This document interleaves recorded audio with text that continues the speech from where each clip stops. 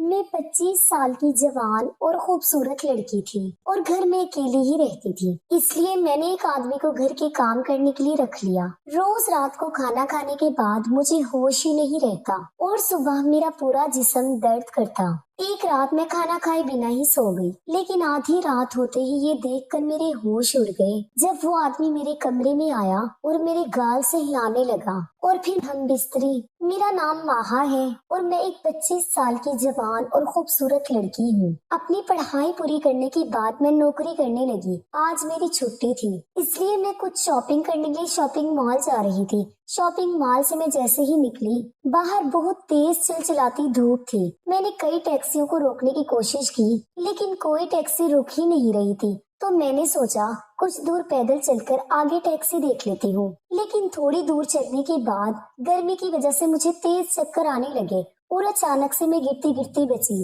लेकिन गिरते हुए मैं एक आदमी से टकरा गई और मेरी टक्कर की वजह से वो आदमी जमीन पर गिर पड़ा। उसे थोड़ी चोट लग गई। मुझे बहुत शर्मिंदगी सी महसूस होने लगी। गर्मी की वजह से वो आदमी भी पसीने से भीगा हुआ था। मैंने उस आदमी से माफी मांगी तो वो कहने लगा, बहन अगर हो सके तो मुझे कुछ काम दिला दो, क्योंकि मुझे काम की बहुत जरूरत है। और कहने लगा, मैं जिस फैक्ट्री में काम करता था उसमें कुछ दिनों पहले आग लग गई और फिर वो फैक्ट्री बंद हो गई और मैं बेरोजगार हो गया। हर रोज काम की तलाश में मैं इस तरफ आता हूँ, लेकिन मेरी उम्र को देखकर कोई मुझे काम ही नहीं देता। मैं बहुत ही बुरी हालत में अपनी जिंदगी गुजार रहा हूँ। अगर आप मुझ पर थोड़ी सी मेहरबानी कर दे और मुझे कोई काम दिलवा दे तो आपका एहसान मैं जिंदगी भर नहीं भूलूंगा। वो बोला कि आप तो बहुत अच्छे घर की लगती हैं, तो आपको नौकरों की तो जरूरत होगी ही। आप कहीं तो मैं आपके घर के काम कर दूंगा। और उस आदमी ने मेरे हाथ से जबरदस्ती मेरे शॉपिंग बैग्स लिए और कहने लगा, बहन मैं आपको आपकी गाड़ी तक छोड़ देता हूँ, उसके बदले में आप मुझे कुछ पैसे ही दे देना। उस आदमी की हालत देखकर मुझे उस पर तरस आ गया, क्योंकि वो मेरे पापा की उम्र का ही था। उसका चेहरा देखकर मुझे अपने पापा की याद आने लगी। उस आदमी के बात करने का तरीका बहुत अच्छा था और वो किसी अच्छे घर का लग रहा था, लेकिन हालातों ने आज उसे यहाँ पहुँचा दिया कि वो मुझसे नौकरी मांगने के लिए मजबूर था।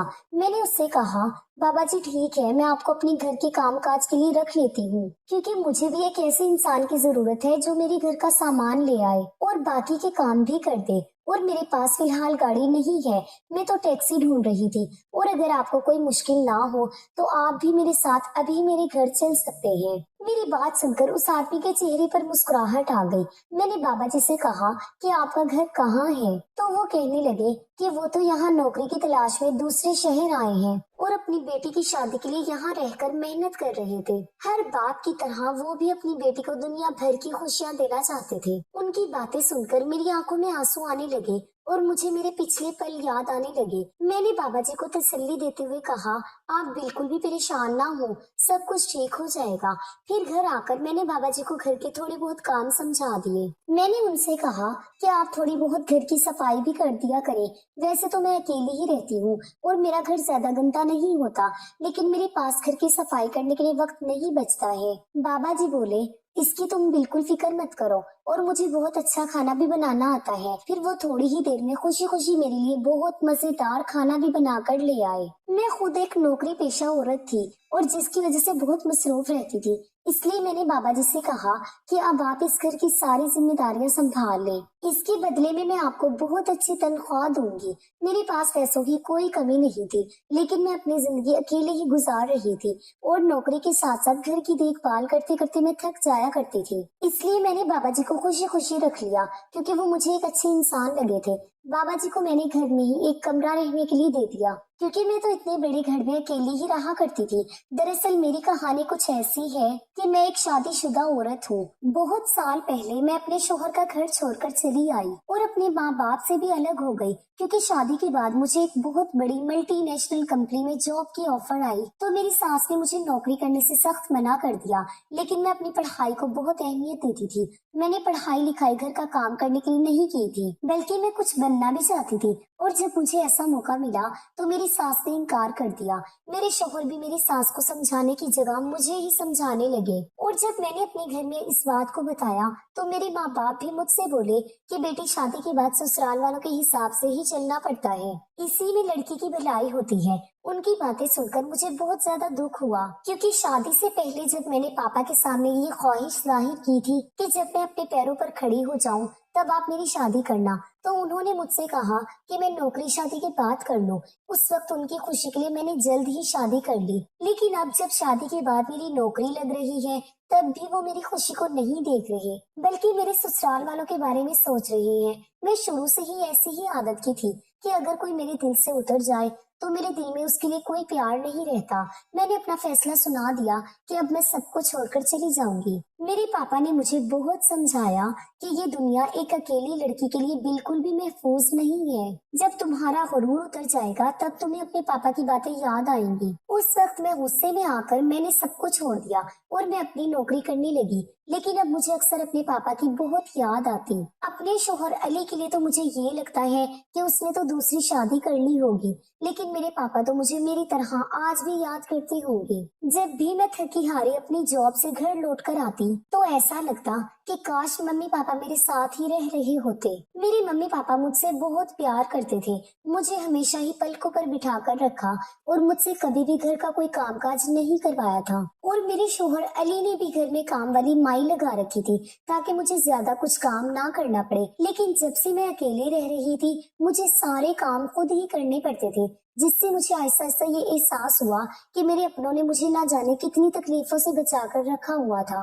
लेकिन जब मैं अपनी डिग्री, अपनी नौकरी को देखती कि मुझे एक बहुत अच्छी कंपनी में नौकरी मिली है, मेरी तनख्वाह भी बहुत अच्छी है, तब मुझे ये लगता कि मैंने सब कुछ छोड़कर बिल्कुल सही किया था।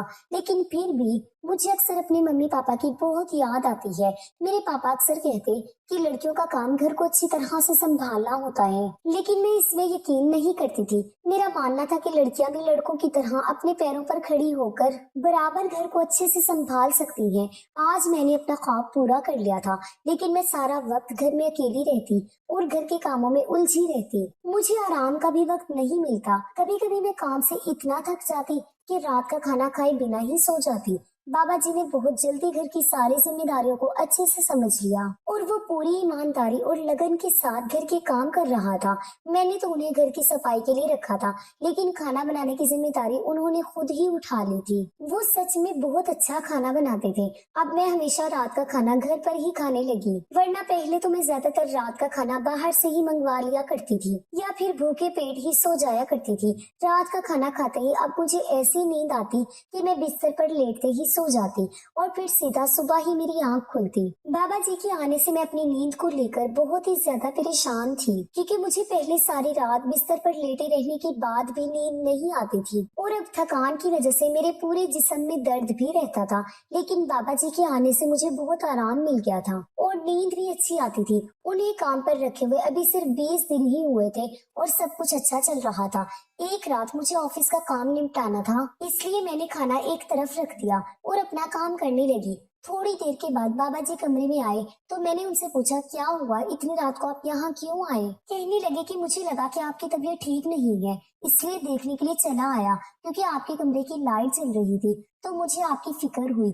मैंने बाबा जी से कहा कि नहीं, मैं बिल्कुल ठीक हूँ, दरअसल मैं अपना काम कर रही हूँ, आप जाकर सो जाइए। बाबा जी सोने चले गए। जब मैं अपना काम खत्म कर चुकी थी तो मेरे दिमाग में ही सवाल आया कि बाबा जी इतनी रात तक आखिर क्यों जाग रहे थे, जबकि उन्हें तो मुझसे पहले सुबह उठना होता है। हर रोज जब भी मैं सोकर उठती तो बाबा जी घर की सफाई भी कर चुके होते और मेरे लिए नाश्ता बना रहे होते। मैं कुछ देर सोचने के बाद मैं सो गई और सुबह जल्दी उठकर ऑफिस चली गई। हर रोज जब भी मैं सोकर उठती तो बाबा जी घर की सफाई भी कर चुके होते और मेरे लिए नाश्ता बना रहे होते हैं। फिर कुछ देर सोचने के बाद मैं सो गई और सुबह जल्दी उठकर ऑफिस चली गई। लेकिन कहीं ना कहीं मेरे दिमाग में बाबा जी को लेकर एक अजीब डर लग रहा था, क्योंकि मैं बाबा जी को बिल्कुल भी नहीं जानती थी। और फिर मैंने उन पर कुछ ज्यादा ही भरोसा कर लिया था और अपने घर में जगह दे दी थी। मैं ऑफिस में पहले ही बहुत सारी परेशानियों का सामना कर रही थी और अब ऐसे में बाबा जी को लेकर भी मैं परेशान हो गई। वैसे तो बाबा जी बहुत अच्छे इंसान थे और अच्छे से काम करते, मुझे उनसे कोई परेशानी नहीं थी।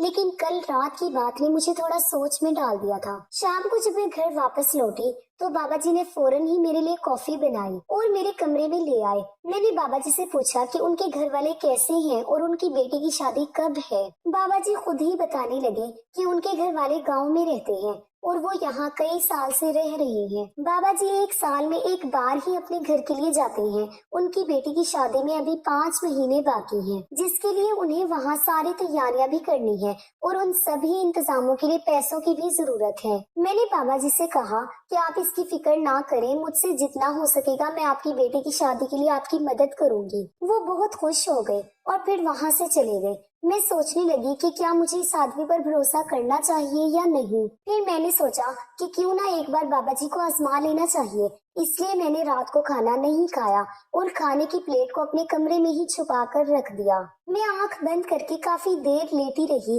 लेकिन कुछ भी नहीं हुआ। फिर मैं सोचने लगी कि बिना बात ही मैं एक अच्छे इंसान पर शक कर रही थी, न जाने क्या क्या सोच रही थी।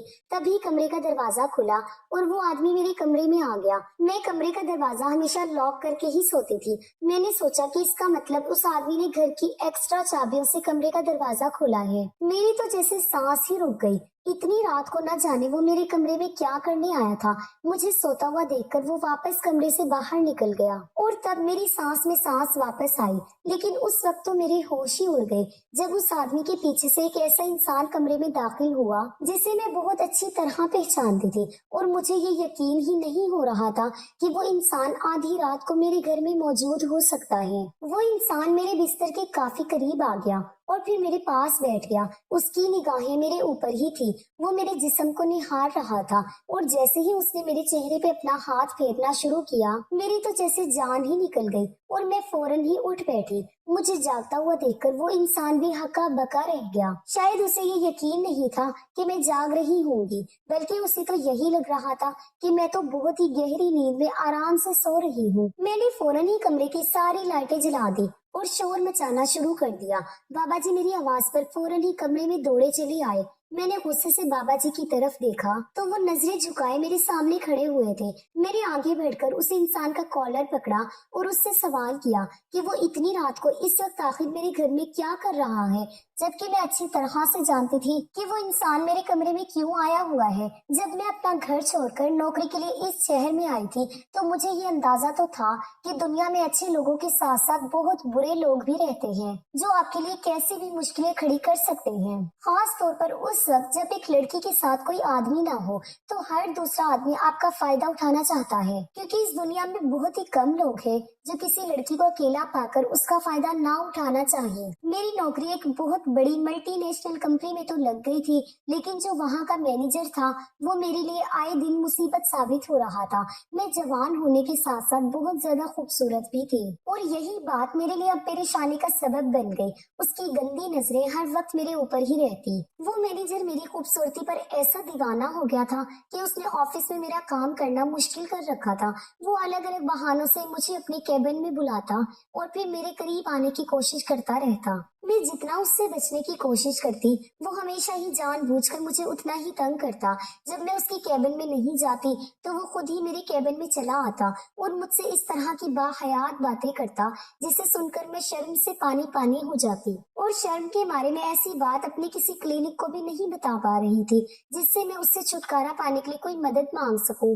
मैं बहुत अच्छे से जानती थी कि उसकी नीयत गलत है। जब उसने देखा कि मैं उसकी बातों में नहीं आ रही हूँ तो मुझसे कहने लगा कि वो मुझे एक बहुत अच्छी पोस्ट पर पहुंचा सकता है प्रमोशन के जरिए, अगर मैं उसकी ख्वाहिश को पूरा कर दूंगी। मुझे अच्छी तरह से मालूम था कि उसकी ख्वाहिश क्या है, इसीलिए मैंने उसके गाल पर एक जोरदार थप्पड़ मार दिया। मैं सोच भी नहीं सकती थी कि इतनी बड़ी कंपनी में काम करने वाला मैनेजर इतनी घटिया सोच का इंसान होगा। मैं तो उसकी बेटी की उम्र की थी, लेकिन फिर भी उसने मेरे साथ इतनी घटिया बात की और उसे जरा भी शर्म नहीं आ रही थी। जैसे ही मैंने उसके मुंह पर तमाचा मारा, ऑफिस में एक बहुत बड़ा हंगामा खड़ा हो गया और फिर मेरे सीईओ को सब कुछ पता चल गया। मैंने अपनी सफाई में बहुत कुछ कहने की कोशिश नहीं की, जबकि उस मैनेजर ने मेरे खिलाफ ना जाने क्या क्या कह दिया और मुझ पर बहुत सारे झूठे इल्जाम लगा दिए कि मैं उससे प्रमोशन की भीख किस तरह से मांग रही थी। और जब उसने मुझे प्रमोशन देने से मना कर दिया तो मैंने उसे बदनाम करने के लिए ये सारी साजिश रची है। उसका झूठ सुनकर तो मैं दंग ही रह गई थी। वो मैनेजर इस कंपनी में काफी पहले से काम करता था, इसलिए मेरी कंपनी वालों ने मुझसे ज्यादा उस पर भरोसा किया और फिर मेरे खिलाफ नोटिस भेज दिया गया। उस दिन के बाद से मैं बहुत ही ज्यादा परेशान रहने लगी थी और उस मैनेजर से भी मैंने दूरी बना ली थी। चाहे कोई भी काम होता, लेकिन मैं कभी भी उस मैनेजर की केबिन में नहीं जाती और बाकी के लोगों से ही अपना काम पूरा करवाने की पूरी कोशिश करती। मैं कई महीनों से उस मैनेजर को नजरअंदाज कर रही थी क्योंकि मेरे लिए मेरी नौकरी बहुत ही ज्यादा जरूरी थी, लेकिन मैं ये नहीं जानती थी कि उस मैनेजर ने मेरा पीछा अभी तक नहीं छोड़ा है, बल्कि वो तो मुझसे अपनी बेइज्जती का बदला लेना चाहता है। आधी रात को अपने कमरे में उस मैनेजर को देखकर मेरी जान निकल गई थी और वो इतना बेशर्म निकला कि वो मेरे घर आ गया। जब मैंने मैनेजर से पूछा तो कहने लगा कि मैंने जिस तरह सबके सामने उसकी बेइज्जती की है, इस बात का वो मुझसे बदला लेना चाहता है। मैनेजर को बहुत अच्छी तरह से ये बात पता थी कि मैं अपने घर में बिल्कुल अकेले रहती हूँ। उसने मेरे बारे में सब कुछ मालूम कर लिया था कि मैं घर में कामकाज करने के लिए नौकर रखना चाहती हूँ। उसने इसीलिए जानबूझकर अपने नौकर को मेरे रास्ते में भेज दिया और नाटक रचाकर अपने नौकर को मेरे घर तक पहुंचा दिया। वो जो आदमी मेरे घर में नौकरी कर रहा था, वो मैनेजर की कहने पर ही मेरे घर में आया हुआ था। थोड़े दिनों में उस आदमी ने मेरे घर की सारी बातें मैनेजर को बता दी और वो जान गया था कि वो बहुत आसानी से मेरे साथ मनमानी कर सकता है। मैनेजर मेरे साथ अपनी ख्वाहिश पूरी करके मुझे निशाना बनाना चाहता था ताकि वो मुझे पूरी जिंदगी ब्लैकमेल करके अपने साथ गलत काम करने को मजबूर कर सके।